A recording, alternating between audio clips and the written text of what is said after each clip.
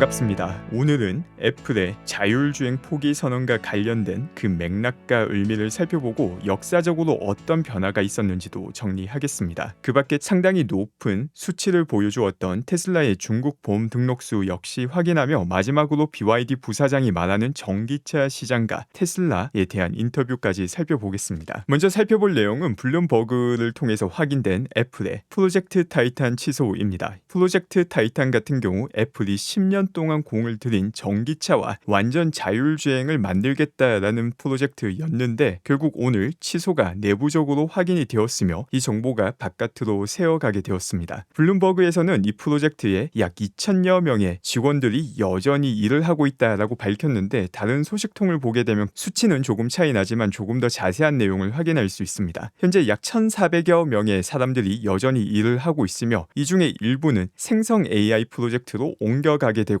또 나머지 일부는 90일 안에 다른 부서로 배정이 되고 그리고도 남은 나머지 사람들은 해고가 된다라고 밝혔습니다. 일단 이 과정에서 중요한 것은 애플에 대한 애사심이 아닌 자율주행에 대해 관심이 높았던 엔지니어들, 정말 자율주행을 성취하고자 하겠다라고 하던 사람들은 테슬라로 넘어올 가능성이 아주 높은 이벤트다라는 것도 볼 수 있습니다. 또 프로젝트 타이탄 같은 경우 2014년에 시작해서 5,000여 명으로 시작을 하였는데 지금은 수가 상당히 줄어들었다라는 것도 볼 수 있습니다. 그리고 어떤 식으로 이 프로젝트 타이탄이 발전하였었는지 또 팀 쿡은 어떤 평가를 내렸었는지도 살펴보겠습니다. 프로젝트 타이탄의 역사를 보게 되면 2017년도 캘리포니아에서 자율주행을 테스트할 수 있는 허가를 받게 됩니다. 당시만 하더라도 자율주행 차량이 55대에서 62대로 2주 만에 늘었다라는 소식이 2018년도 올해 나오며 상당히 큰 관심을 받으며 테슬라의 자율주행 대항마로까지 평가되기도 하였습니다. 팀 쿡 역시 자율주행이 얼마나 중요한지 여러 번 강조하기도 하였습니다. 애플이 초점을 맞추고 있는 게 자율주행 시스템이다 라고 명확히 밝혔으며 다양한 AI 프로젝트 중에서 가장 중요한 프로젝트가 자율주행이라고 밝힙니다. 정확한 표현을 따르자면 모든 AI 프로젝트의 어머니가 자율주행이다 라고 밝힙니다. 또한 자율주행에 초점을 맞추고 있으며 이 난이도가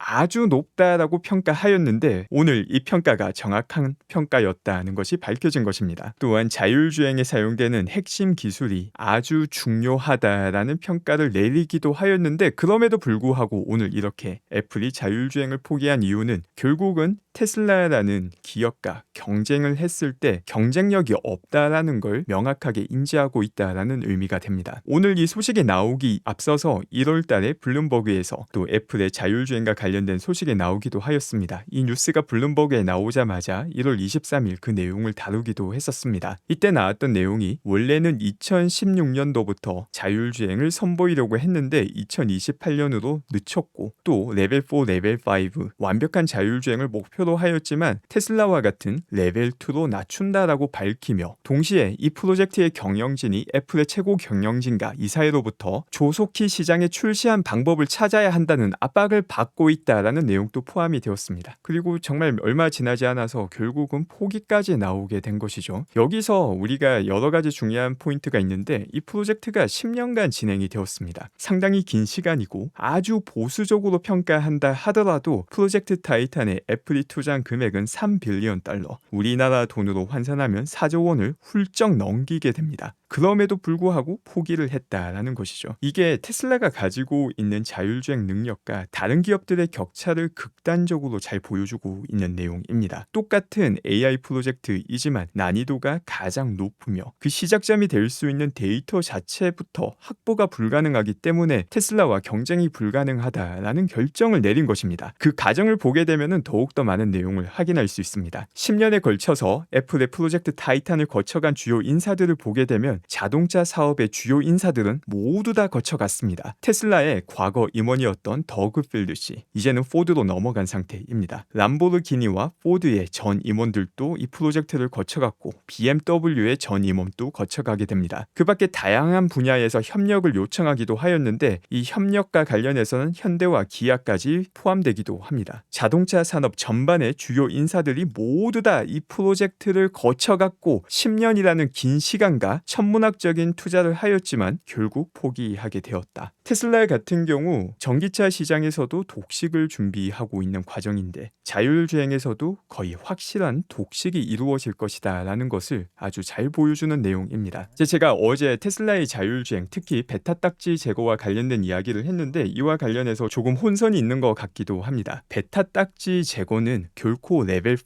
레벨 5를 의미하지 않습니다. 지금 보시는 테슬라의 자율주행, 사실 지금 또 레벨 4, 레벨 5, 웨이모나 크루즈처럼 운행할 수 있습니다. 특정 지역으로 한정하고 또 웨이모나 크루즈처럼 원격 조정 기능까지 넣는다면 레벨 4, 레벨 5 운행이 바로 가능합니다. 하지만 테슬라는 애초부터 전략적으로 레벨 4, 레벨 5를 선언한다라는 것이 좋지 않은 전략이다라는 걸 알고 있었기 때문에 ADAS 시스템, 운전자 보조 시스템으로 시작을 한 것이고 계속해서 진행을 하고 있는 것입니다. 베타 딱지를 뗀다는 것은 그만큼 자율주행 성능이 뛰어나졌다라는 것을 의미하는 것이지 운전자가 모니터링하지 않아도 된다는 것을 의미하는 것은 전혀 아닙니다. 실제로 이건 제 추측이고 평가이지만 테슬라 같은 경우 자율주행 수준이 사람 운전자보다 10배 이상 뛰어나진다 하더라도 레벨 4, 레벨 5를 선언하지 않을 것입니다. 왜 그런지는 어제 살펴봤던 매년 사망자 자료를 통해서 쉽게 알 수 있습니다. 물론 처음에 이렇게 레벨 4, 레벨 5가 아니라 레벨 2로 시작을 했던 이유는 데이터를 많이 확보해서 빠르게 자율주행 능력을 올리는 이유도 있지만 어제 확인했다시피 매년 미국에서 4만 명이 넘게 자동차 사고로 사람들이 사망하고 있습니다. 그럼 기초적인 가정을 한번 해보겠습니다. 미국에서 머지않은 시간에 약 10%의 차량이 전부 다 테슬라 차량으로 대체되고 이 모든 차량이 자율주행으로 운전된다라고 할 때 그 자율주행 능력이 사람 운전자와 똑같은 수준이다라고 가정을 하게 되면 매년 4만 명 이상이 사망하기 때문에 테슬라 자율주행으로 인해서 미국에서만 4천 명의 사망자가 나오게 됩니다. 왜냐하면 사람과 똑같은 수준으로 운전을 잘하기 때문에 4천 명의 사망자가 나오게 됩니다. 그런데 언론의 반응은 어떨까? 혹은 사람들의 인식은 어떨까? 바로 익숙함의 함정에 빠져서 사람이 사고를 내고 사망자가 나오게 되면 정말 슬픈 일이지만 어쩔 수 없는 일이 되고 자율주행이 사망자를 내게 되면은 천인공노할 일이 됩니다. 그렇기 때문에 사람과 똑같은 수준에서 레벨 4, 레벨 5를 선언한다라는 것은 너무나도 큰 사회적 문제를 가져오게 됩니다. 실제 사망자 수는 똑같다 하더라도 그리고 이게 사람보다 10배 더 안전한 운전을 하게 된다 하더라도 매년 400명의 사망자가 나오게 됩니다. 400명 역시 너무 많습니다. 심지어 40명이 죽는다 하더라도 너무 높은 수치가 됩니다. 그래서 테슬라가 진지하게 레벨 4,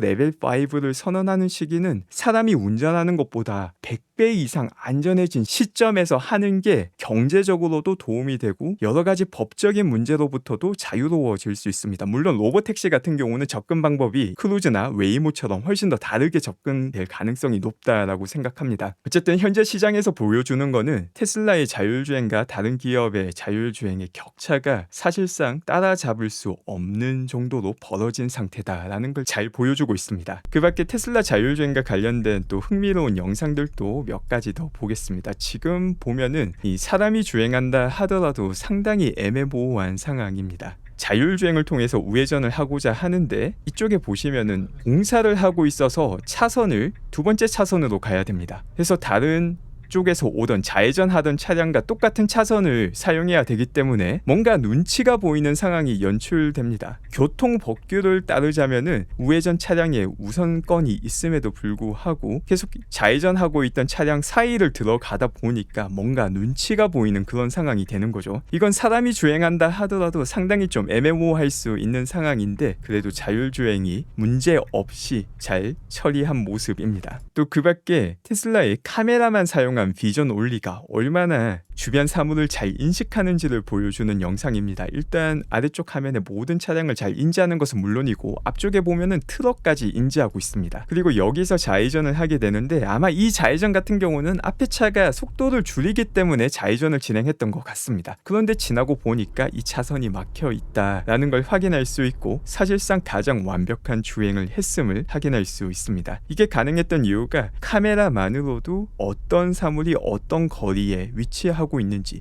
정확하게 인지하고 있기 때문에 가능한 장면입니다. 그 다음 테슬라의 주간 보험 등록수를 확인하겠습니다. 춘절이 끝나고 또 지난 19일에서 25일 일주일간 10,000대가 넘는 보험 등록수가 확인이 되었습니다. 이 수치 같은 경우는 정말 높은 수치입니다. 이번 분기 수치만 확인한다 하더라도 아주 가파르게 회복하는 모습을 볼 수 있고, 조금 더 정확하게 확인하는 방법은 중국의 다양한 다른 기업과 비교했을 때 테슬라의 회복세가 얼마나 가파른지를 보는 것입니다. 지금 보시면은 테슬라는 전주와 비교했을 때 31.7%가 상승한 수치를 보여주고 있습니다. 하웨이의 아이토 전기차를 보게 되면 30.9%로 테슬라와 비슷한 회복세를 보여줍니다. 근데 리오토 같은 경우는 오히려 마이너스 11.4%의 역성장하는 주가 되기도 하였고, 또 다른 기업들은 마이너스 30% 혹은 진리의 기업 같은 경우 17.6%, 마이너스 18.8%, 니오 같은 경우는 53.3%로 크게 증가하였지만 전체 판매량 자체가 좀 상당히 낮은 수준이기도 합니다. 그 밖에 BYD의 기업인 덴자 같은 경우도 18.2%로 중국의 다른 전기차 기업과 비교할 때 회복 속도가 아주 빠르다는 것을 볼 수 있습니다. 또 다른 긍정적인 신호입니다. 이는 중국에서 테슬라 차량이 판매가 될 때 모델 3가 차지하는 비율이 전체 비율에서 상당히 많이 올라갔다는 것을 계속해서 확인할 수 있으며, 이는 모델 3와 모델 Y를 함께 많이 파는 상황이기 때문에 또 앞으로 더욱더 많은 차량을 판매할 수 있다라는 내용이 되기도 합니다. 현재 1분기 중국에서 판매량을 보게 되면은 전분기와 비교하면은 상당히 낮은 수준을 보여주고 있는데, 이는 계절성 그리고 춘절에 의한 효과이기 때문에 매년 항상 반복되던 일이기도 합니다. 그래서 작년과 비교하게 되면은 중국 시장이 가파르게 성장하고 있다는 것도 볼 수 있습니다. 그 밖에 미디어가 얼마나 어처구니 없는지를 잘 보여주는 내용입니다. 이 뉴스 같은 경우에는 테슬라에서 주변 지역의 빵집에서 미니파이 4,000개를 시켰는데 갑자기 취소하는 바람에 소상공인에게 큰 피해를 끼쳤다라는 뉴스가 나왔습니다. 그리고 일론은 이 뉴스를 확인하자마자 방금 알게 되었는데 이를 바로 잡겠다라고 말을 했습니다. 그리고 이런 실수가 일론이 한 것도 아니고 사실 아주 자그마한 일이죠. 일론은 바로 잡겠다라고 말을 하였고, 그런데 어떤 일이 일어나느냐, 훨씬 더 중요한 소식이 많음에도 불구하고 기존 미디어의 탑 스토리를 보게 되면은 일론이 4,000개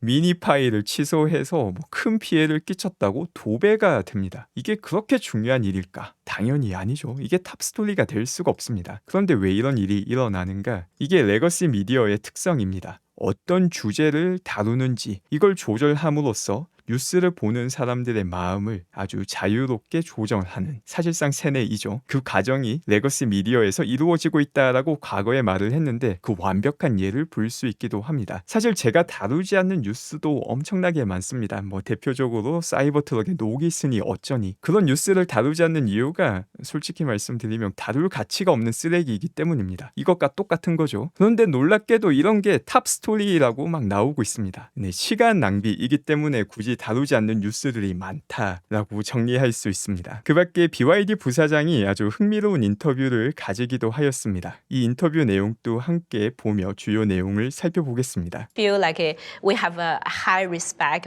for Tesla. They are marketing leader. They give a great education for the market. Without them, I think the global EV market could not run so rapidly. So we will respect them a lot. 일단 테슬라에 대한 존경심을 표현합니다. 그리고 이렇게 말을 하는 이유가 테슬라가 있기 때문에 전기차 시장이 존재할 수 있었고 점점 더 가파르게 커나가고 있기 때문이라고 밝힙니다. I think they are partner, and also they are we together we can really help the whole world to educate the market, to pushing the market for transaction, and pushing the whole auto industry to transact to the future electric car. What do you tell that driver that's looking at these two cars? You're saying that BYD is a tech company. Elon Musk says Tesla is a tech company as well. What's the value proposition? What is the BYD car in comparison to the biggest competitor out there, which is Tesla? 이 질문 같은 경우 테슬라가 BYD의 경쟁자라는 가정 하에 BYD가 테슬라가 제공하지 않는 무엇을 제공해 주는가에 대한 질문인데 어떻게 보면은 우문현답이 나오기도 하였습니다. That's a very interesting question. I asked our team in China because Tesla is very successful in China. The overlap for BYD and Tesla customer is less than 15%. Less than 15%. So you can see we don't need even to convince them. because we only have an overlap of 15%. All the EV company, we are the partner. Our real competition is ICE car company. ICE car is not EV. 어떻게 보면은 상당히 정확한 평가이기도 합니다. 우리가 전기차 시장 안에서 비교할 필요도 분명 있지만 전기차 시장 자체가 아주 가파르게 성장하고 있으며 아직까지 잡아먹을 내연기관차 시장이 엄청나게 크다는 것을 강조한 내용입니다. Yeah. The more people jump in to produce EV, PHEV is better for the industry. 그러면은 실제 중국에서 전기차 침투율이 어떻게 되는지, 그리고 테슬라와 겹치는 부분이 15%라고 했는데 그와 관련된 내용도 살펴보고 현명한 답을 해주셨지만 그래도 굳이 BYD와 테슬라의 차이점이 무엇인지까지도 한번 정리하겠습니다. 지금 보시는 자료가 중국에서 신재생 에너지 차량의 시장 침투율입니다. 1월 같은 경우는 항상 계절성 때문에 목격되는 침투율 하락인데 올해 같은 경우는 거의 50%에 도달할 수 있다라고 전망하고 있습니다. 현재 벌써 40%에 도달한 상태이기도 합니다. 중국 시장도 내수 시장만 본다 하더라도 2배 이상 커질 여지가 남아있고 이제 중국에서 해외로까지 나중에는 나아가게 되니까 너무나도 커나갈 시장이 많이 남아있다라는 거에 집중하고 있는 것입니다. 그리고 중국 내수 시장 안에서 BYD와 테슬라 둘 중 하나를 고민하는 고객층이 15%밖에 되지 않기 때문에 테슬라를 경쟁사가 아닌 하나의 파트너로 보일 수 있다라는 관점을 말을 한 것이죠. 그럼에도 불구하고 테슬라와 BYD는 여전히 큰 차이가 있기는 합니다. 워낙 시장이 크고 또 빠르게 커나가고 있다 보니까 둘이 공생할 수 있지만 궁극적으로 이 두 기업의 차이가 있기도 합니다. 앞서 살펴봤듯이 테슬라 같은 경우에는 뛰어난 프리미엄 차량을 가장 경쟁력 있는 가격에 판매하고 있으며 유일무이한 자율주행을 제공해주는 차량이 되기도 합니다. 그리고 BYD 같은 경우는 자율주행과는 거리가 멀지만 만약 테슬라의 모델2가 나온다 하더라도 이것보다 더 저가 전기차를 판매할 가능성이 높습니다. 시장층은 조금 다를 수 있는 거죠. BYD 같은 경우는 최대한 저렴하게 접근 가능한 차량을 만들어서 판매를 하게 될 것이고 테슬라 같은 경우에는 저렴한 차량도 분명 포함하지만 가장 핵심 능력은 자율주행이 더 빛을 발하게 될 것이다 라고 봅니다. 오늘 제가 준비한 내용은 여기까지이고 오늘 또 함께 해주신 분들 감사드리며 좋은 하루 되시기 바랍니다.